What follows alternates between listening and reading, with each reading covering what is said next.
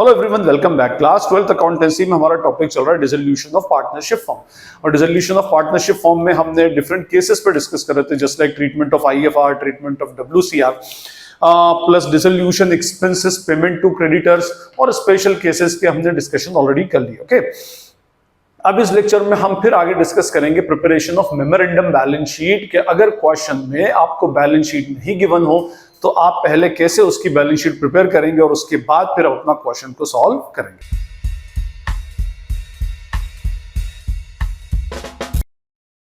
Dissolution of partnership firm में हम क्या करते हैं, फर्म को डिसॉल्व करते हैं। फर्म को डिसॉल्व करना, बिजनेस को वाइंड अप करना, मींस अब ये बिजनेस आगे इन फ्यूचर कंटिन्यू नहीं रहेगा। ओके, और इसको वाइंड अप करने के लिए हम सबसे पहले क्या करते हैं, जितनी भी हमारी एसेट्स और लायबिलिटीज है उसको सेल करते हैं।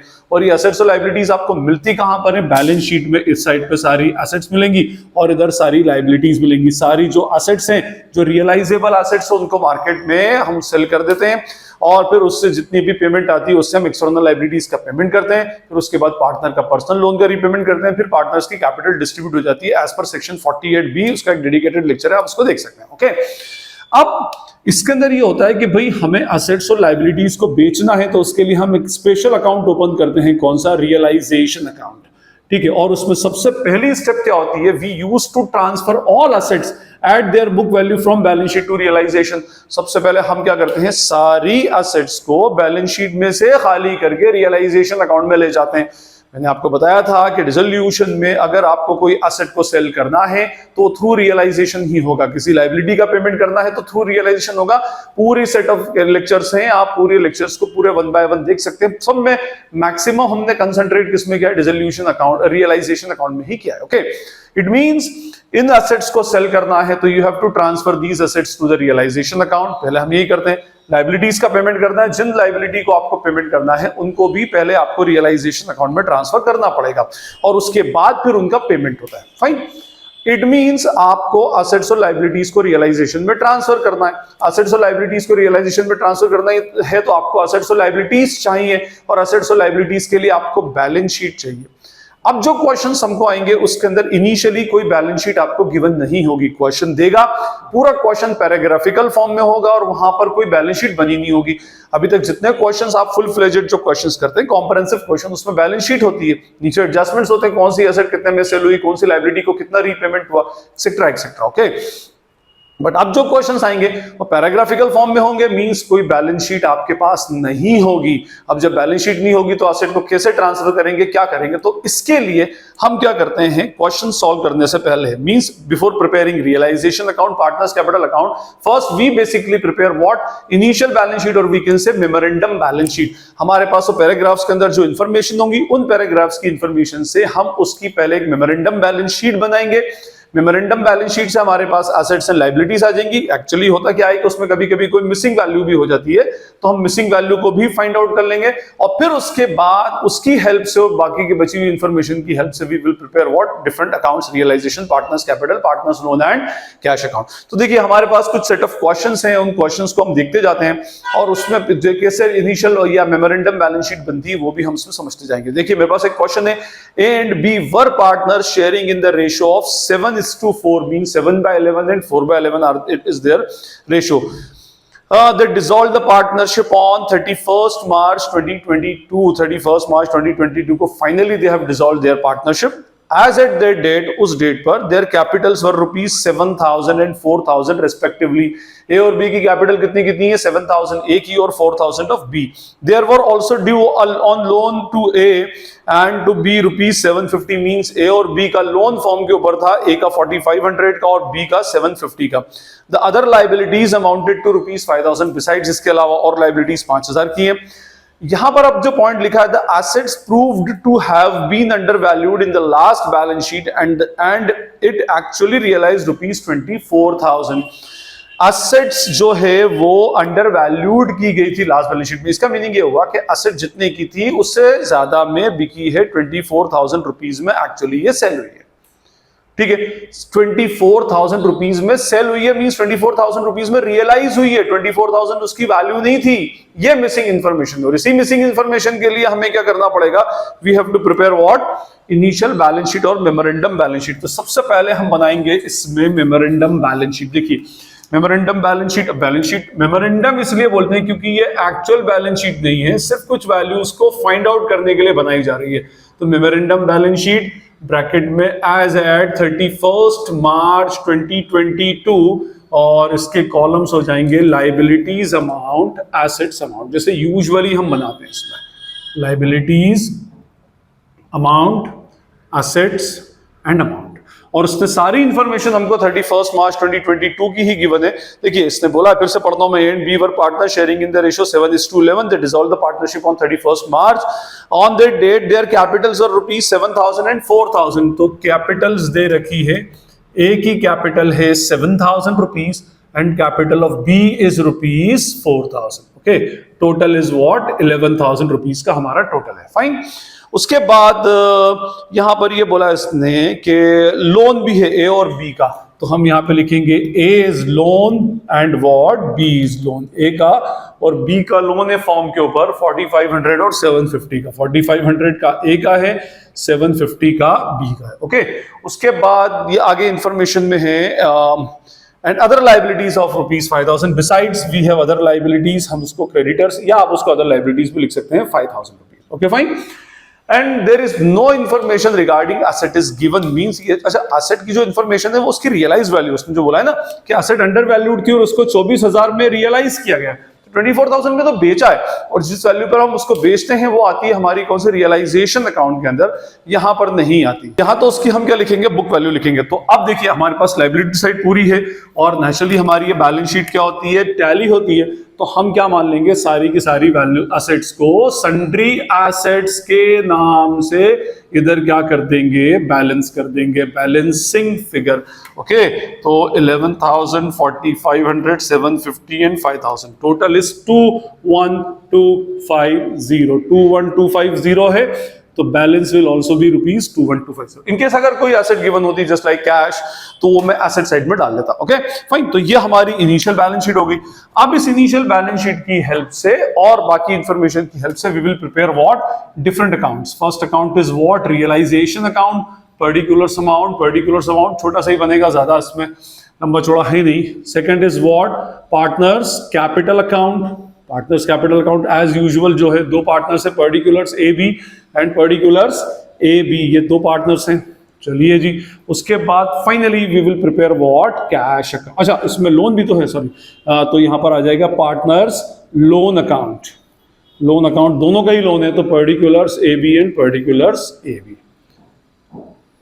ठीक है जी। और उसके बाद finally we will prepare what, cash account. में इधर बना देता हूं कैश अकाउंट। ठीक है, कैश का कोई ऐसा बैलेंस नहीं है, particulars amount, particulars amount.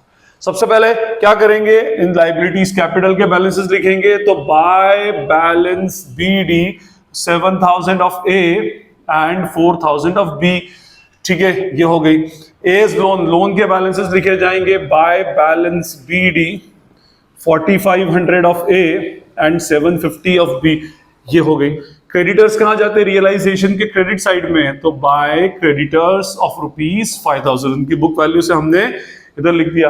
Liability side पूरी कंप्लीट है। एसेट साइड में सन्ड्री एसेट्स है, तो कहां ट्रांसफर होगी, to sundry assets ₹21,250 book value से ट्रांसफर। फाइन, इसमें कोई कैश नहीं है, कुछ भी मेंशन नहीं है, तो हमने पूरी सन्ड्री एसेट्स को ही कंसीडर कर लिया, कैश में सब उसमें इंक्लूड हो गया। एनीवे, अब उसने बोला है कि these assets are found under valued and sold for ₹21,250। तो चलिए बेच देते हैं इसको। तो इधर एंट्री हो जाएगी बाय कैश, कितने में सेल हुआ है, 24,000।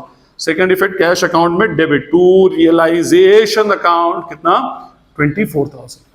उसके बाद लाइबिलिटीज को डिस्चार्ज करते हैं, तो टू कैश क्रेडिटर्स का पेमेंट हुआ है और कोई रियलाइजेशन एक्सपेंसेस में मेंशन नहीं है, तो फुल पेमेंट कर देंगे 5,000।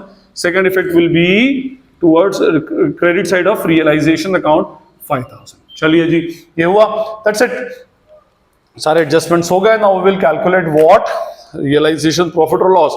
5 + 24 माइनस 5,000, 2,750 का प्रॉफिट आ रहा है, तो that will be transfer to what, to partners capital account 2,750 A and B को डिस्ट्रीब्यूट करेंगे इसमें, और रेशो 7:4, तो 2,750 × 7/11, 1750 एंड 1000। इसका सेकेंड इफेक्ट पार्टनर्स कैपिटल में आ जाएगा क्रेडिट साइड में, बाय रियलाइजेशन प्रॉफिट 1750 एंड 1000।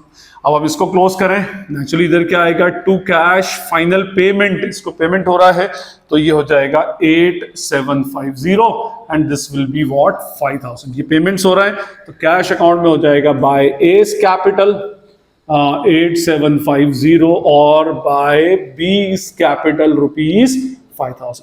और ये लोन का रीपेमेंट, वैसे लोन का रीपेमेंट पहले होना चाहिए था, ये अकाउंट इससे पहले बनता है, तो टू कैश अकाउंट 4500 एंड 750, तो इधर हो जाएगा by A's loan 4500 and by B's loan rupees 750। That's it.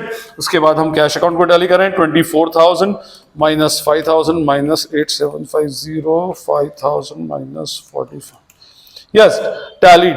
तो ये भी हमारा 24,000 रुपीज से हमारा ये कैश अकाउंट भी टैली हो गया। तो एनीवे ये सारे अकाउंट्स तो आप बनाना जानते हैं। जो था ये हमारी इनिशियल बैलेंस शीट थी, हमें इनिशियल बैलेंस शीट पहले बनाना पड़ेगी।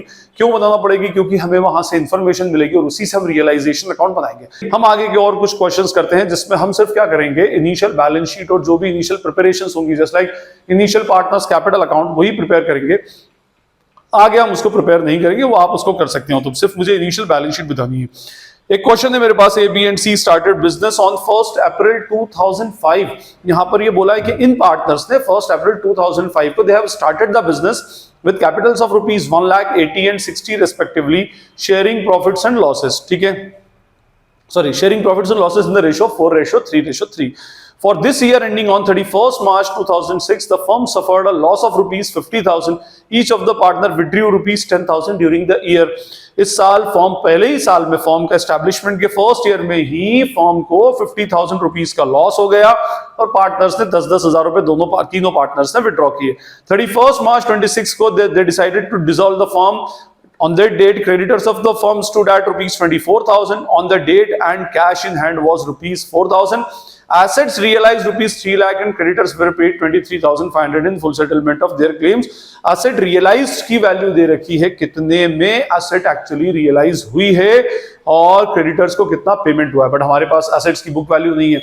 अच्छा, दूसरी बात ये कि हमारे पास बहुत सारी चीजें नहीं है। हम यहाँ पर क्या बनाएंगे, हम बनाएंगे यहाँ पर मेमोरेंडम बैलेंस शीट। लेकिन ये मेमोरेंडम बैलेंस शीट बनेगी on the date of dissolution, that is what 31st March 2016 इसके अंदर दे रखा है। And we have liabilities amount, assets amount, liabilities amount है, एसेट्स अमाउंट। ठीक है जी। अब इसके अंदर बोला कि on the date of dissolution, जिस दिन डिसोल्यूशन हुआ है, creditors of the firm stood at rupees 24,000। इस दिन क्रेडिटर्स कितने के थे, 24,000 रुपीज के थे और इस डेट पर कैश इन हैंड था 4,000 रुपीज का, 4,000 रुपीज का कैश था। प्रॉब्लम यह है कि आगे कैपिटल जो गिवन है वो इस डेट की नहीं है, कैपिटल एक साल पहले की, जिस दिन से इन लोग ने बिजनेस को स्टार्ट किया था। उसके बाद उसमें प्रॉफिट भी हुआ, ड्रॉइंग्स भी हुई। तो first we have to find out the capitals of the different partners A, B and C. और कैपिटल किस डेट की कैलकुलेट करना है, 31 मार्च 2016 की कैपिटल को कैलकुलेट करना है। एनीवे, उसके लिए हमें अब बनाना पड़ेगा एक मेमोरेंडम पार्टनर्स कैपिटल अकाउंट। जैसे मेमोरेंडम बैलेंस शीट बनाई, एक मेमोरेंडम पार्टनर्स कैपिटल अकाउंट बना लें जिससे आपकी closing capital actually find out हो सके। हमारे पास जो गिवन है वो ओपनिंग कैपिटल एक्चुअली गिवन है। Particulars ABC, particulars ABC. 1 अप्रैल को स्टार्ट हुआ था, बाय कैश या बाय बैलेंस ब्रॉट डाउन भी लिख सकते हैं, बाय कैश लिखे क्योंकि स्टार्टिंग हुआ था 1,80,000 and 60,000। 1 lakh of A, 80,000 of B and 60,000 of C. चले जी आगे बढ़े। इसमें इस ईयर में फॉर्म को 50,000 रुपीज का लॉस हुआ है। लॉस होगा तो इधर आ जाएगा to P and L appropriation या P and L account, net divisible loss 433 और कितने का 50,000 रुपीज का लॉस है ना, तो 20,000, 15,000 एंड 15,000। ठीक है, उसके बाद तीनों पार्टनर्स ने 10,000 रुपीज विड्रॉ की हैं, तो इससे भी इनकी कैपिटल कम होगी। 2 drawings, 10,000 of A, 10,000 of B and 10,000 of C. Finally 2 balance C D कितना होगा, 1 lakh minus 30 is 70,000। 80 minus 25 is 55,000 और 60 minus 25 is rupees 35,000. These are the capitals. और इन्हीं कैपिटल को हम उठा करके बैलेंस शीट में 70,000 of A, 55,000 of B, 35,000 of C, तीनों की कैपिटल को हम यहाँ लिखेंगे 70 plus 55 plus 35 is rupees 1,60,000 plus 24 minus 4. तो हमारे पास जो बैलेंसिंग फिगर होगा that will be our sundry assets rupees 1,80,000. इसके लिए ब्रैकेट में लिख देंगे balancing figure. Okay, total will be what 1,84,000. तो इस केस में सिर्फ ऐसा ही नहीं है कि आपको मेमोरेंडम बैलेंस शीट ही बनाने को आए, उसके अंदर आपको मेमोरेंडम बैलेंस शीट के साथ मेमोरेंडम पार्टनर्स कैपिटल भी बनाने को हो सकता है.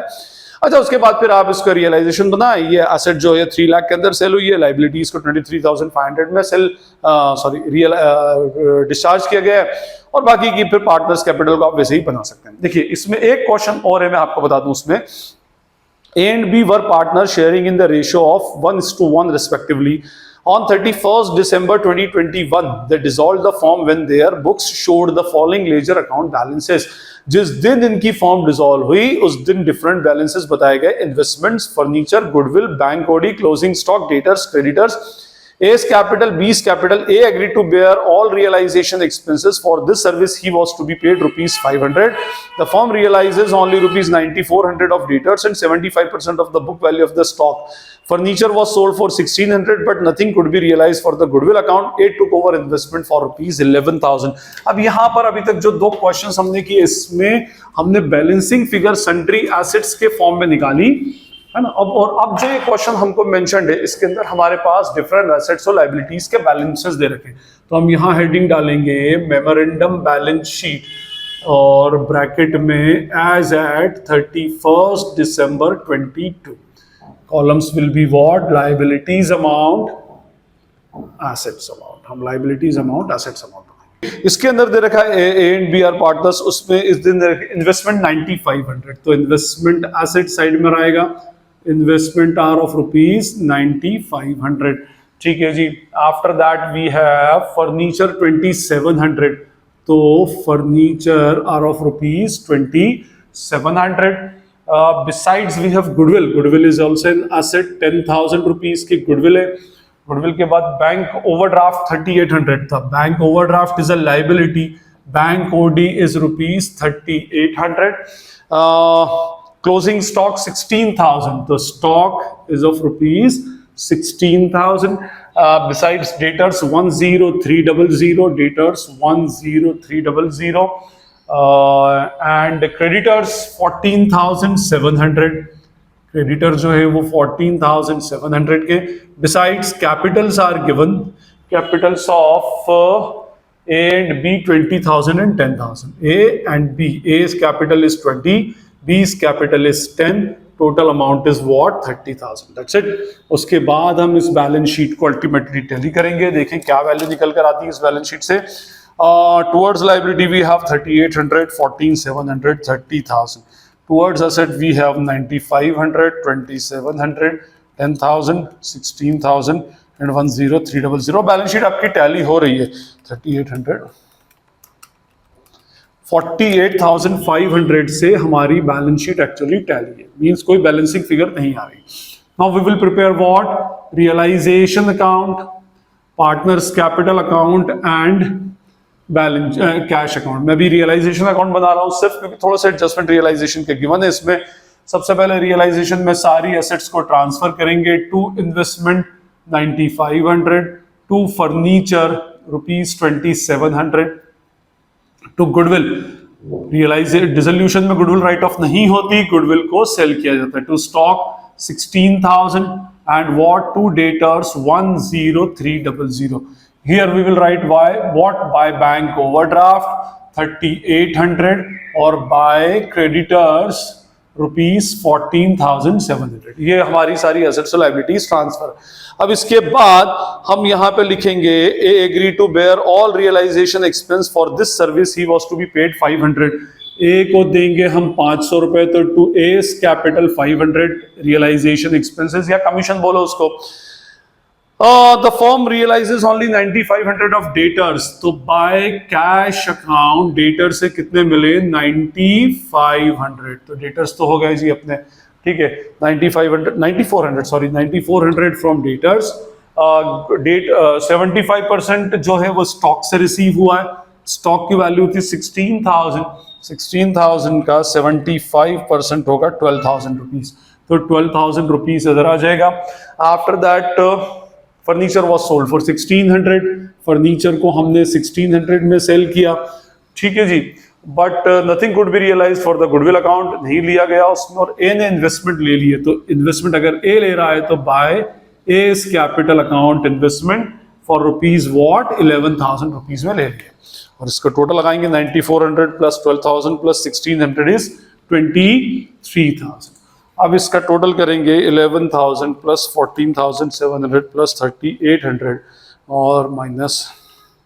अच्छा, क्रेडिटर्स के बारे में नथिंग इज मेंशन. तो to cash account full payment होता है, लाइबिलिटी नहीं होती है. तो क्रेडिटर्स का 14,700 और ओवरड्राफ्ट का फुल पेमेंट 3,800. दोनों की टोटल अगर मैं लगाऊं तो 14,700 प्लस 3,800 इज 18,500. ठीक है. अब liability side, credit side 15,000 rupees का यस लॉस आ रहा है. तो bye partners capital account 15,000 that will be distributed between partners in their whatever ratio given 1:1 के रेशियो के अंदर हम क्या कर देंगे, उसको डिस्ट्रीब्यूट कर देंगे. तो ये हमारा इनिशियल बैलेंस शीट. तो हमने इसमें इनिशियल बैलेंस शीट के डिफरेंट केसेस और डिफरेंट क्वेश्चंस देखे. आई होप आपको ये केसेस क्लियर हो गए होंगे. और इनिशियल बैलेंस शीट कैसे प्रिपेयर होती है, मेमोरेंडम बैलेंस शीट कैसे प्रिपेयर होती है, ये भी क्लियर हो गया होगा. स्टिल अगर आपको कोई क्वेरी या डाउट लगती है तो you can ask in the comment section. This is Najeeb Hashmi signing off from Najeeb Hashmi's Academy. Thank you.